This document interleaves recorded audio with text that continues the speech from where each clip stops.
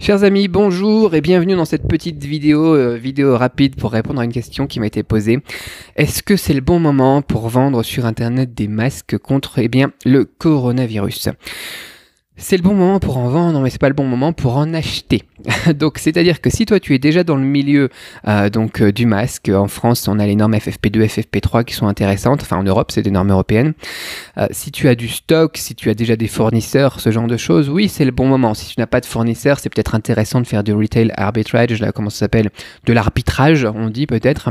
C'est-à-dire tu essaies de les trouver quelque part et puis de les revendre après en prenant une marge au passage.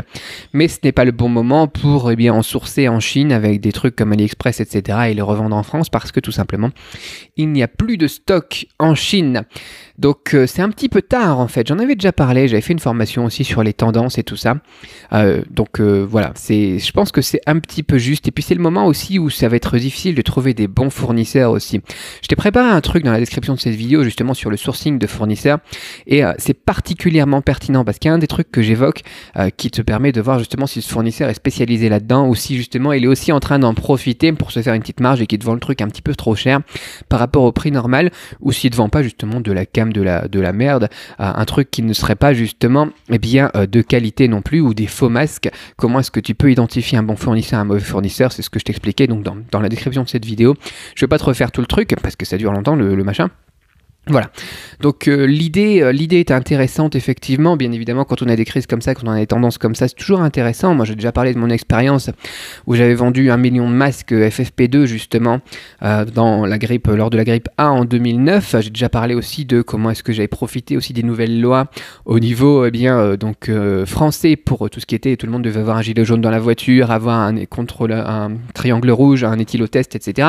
Tu vois, c'était une petite dizaine d'années. Quand ces nouvelles lois sont instaurées ou quand il y a une épidémie, c'est forcément intéressant de sauter sur l'occasion et puis de faire un gros chiffre tout d'un coup, quoi. Ça fait un bonus, quoi. Moi ça me permettait d'acheter un appartement supplémentaire et puis de faire des grosses décos. Enfin bon, voilà, se faire plaisir un petit peu, c'est bien, tu vois, on peut faire des trucs sympas dans ce genre de situation quand il y a des grosses tendances comme ça, les fidget spinners, les choses comme ça là, pourquoi pas.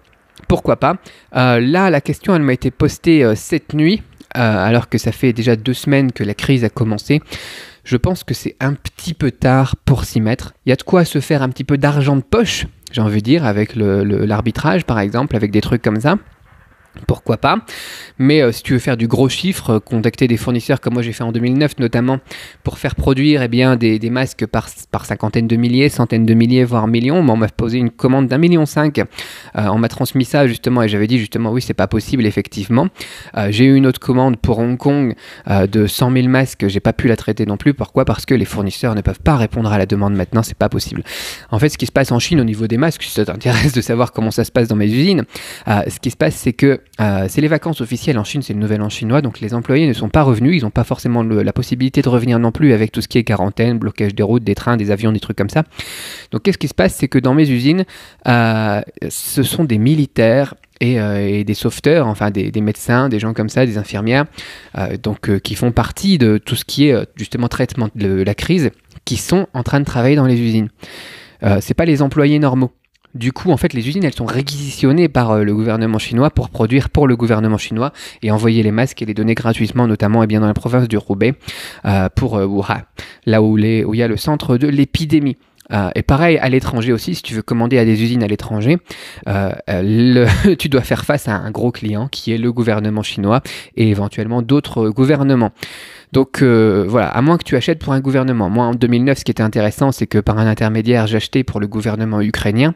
Donc forcément, tu as des belles quantités, tu arrives à te mettre sur les lignes de production, quoi. Mais si tu n'as pas une grosse quantité et que tu n'as pas un gros client derrière, ça me paraît un petit peu compromis et un petit peu tard justement pour sauter sur l'occasion, sur l'opportunité.